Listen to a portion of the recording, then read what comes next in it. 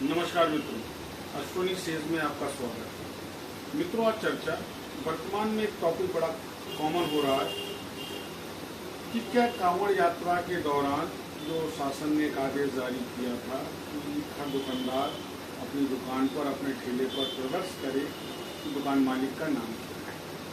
यहाँ तो supreme court ने उसको स्टे कर दिया है, लेकिन उसके बाद भी जो राजनीति हो रही और जिस तरीके से इस बिंदु को राजनीतिक दृष्टियों पर पेश में लिया गया, ये निहायत ही गंदा और बहुत ही गिरी सोच का धोखा है। इसलिए है कि जब ये एक्ट पास हुआ था उस समय प्रधानमंत्री थे मनमोहन सिंह, उत्तर प्रदेश में मुख्यमंत्री थे मुलायम सिंह, उस रेजिम में ये कानून बना था और ये उपभोक्ता अधिकार भी है।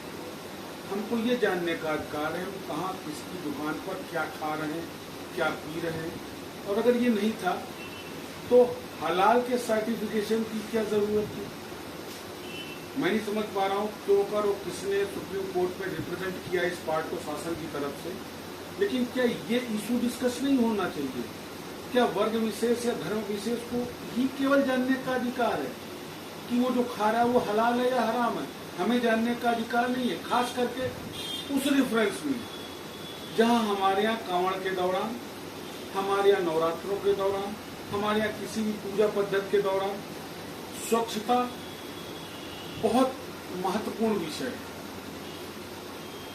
हम कहाँ खा रहे हैं, किसके हाथ का खा रहे हैं, ये हमारे धार्मिक अनुष्ठानों में, हमारे तो कई धार्मिक अनुष्ठान ऐसे जहाँ अनुष्ठान करता तो स्वयं के हाथ से बनाना खाना पड़ता है, उसमें उसके अपने परिजन नहीं उसको दे सकते हैं। क्या ये बात सुप्रीम कोर्ट को नहीं सोचनी चाहिए? मैं नहीं जानता किसने प्लीड किया, लेकिन दिक्कत और शर्मनाक मुद्दा ये है कि इस मुद्दे को तो मुद्दा बनाया जा रहा है और वो लोग मुद्दा बना रहे हैं जिनके रिजिम में ये एक्ट पारित हुआ था। शर्म की बात ये है कि वर्ग विशेष और धर्म विशेष को तो ये अधिकार है कि वो जाने कि जो वो खा रहा है ये हलाल है या हराम है, हमें नहीं है। उस स्थिति में जब अभी सैकड़ों वीडियो सोशल मीडिया पे आए हुए हैं जहाँ वर्ग विशेष और धर्म विशेष के लोग खाना बनाते समय थूक रहे हैं, इतने कई वीडियो ऐसे आए कि बड़ी अस्वच्छता के साथ बना रहे हैं, तो क्या ऐसी स्थिति में हमारा अधिकार नहीं बनता कि हम जाने, हम मुतमईन हों, हम संतुष्ट हों कि जहाँ हम खा रहे हैं वहाँ पूरी हाइजीनिटी और स्वच्छता अपनाई गई है या नहीं? क्या वो खाना हमारी धार्मिक पद्धति के अनुसार बना है कि नहीं? क्योंकि कांवड़ एक धर्म वर्ग विशेष और धर्म विशेष का त्योहार है, लेकिन राजनीति हो रही है। मित्रों, आज मैं इस वीडियो के माध्यम से एक चीज आपसे कहना चाहूंगा कि हिंदुस्तान के लिए कोड है ये राजनीतिक लोग। हिंदुस्तान को इतना अंग्रेजों ने नहीं लूटा जितना पिछले 75 साल के दौरान इन राजनीतिकों ने लूटा।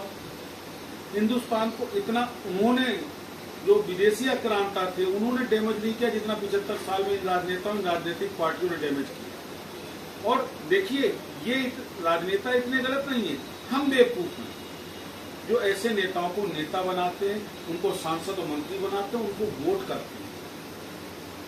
आपको नहीं लगता कई पार्टियां जिस देश का संविधान जात धर्म वर्ग भाषा वेद के आधार पर विभेद मना करता है, उस संविधान के अंतर्गत जो राजनीतिक पार्टियां पंजीकृत हो रही, पर्टिकुलर वर्ग विशेष या धर्म विशेष के लिए हो रही हैं। बसपा को याद करिए केवल दलित, सपा को याद करिए केवल अल्पसंख्यक, कांग्रेस को याद करिए केवल अल्पसंख्यक, भाजपा को याद करिए केवल बहुसंख्यक हिंदू।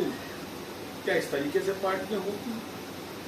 लेकिन क्या कि इन पार्टियों में भी जिन दूसरे धर्म के लोग जिनके विरुद्ध ये पार्टियां बनी हैं, उसके भी कुछ लालची लोग हैं जो पद और सत्ता की लोलुपता के लिए अपने समाज को बिक्री करते और हम उनको नेता बनाते हैं।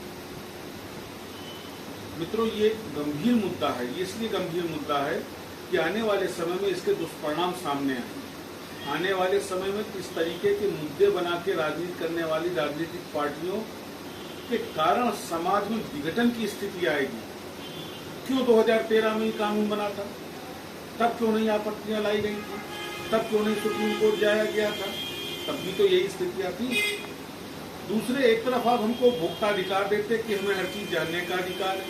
तो अगर आज हम जानना चाहते हैं तो क्या सोचिएगा मित्रों। इसी विषय के साथ आपको छोड़ के जा रहा हूं। ये जो हो रहा है ये केवल राजनीतिक है, इसमें देश या जनता का कोई कल्याण नहीं है। विचार करिएगा। पुनः मुलाकात करूंगा। नमस्कार।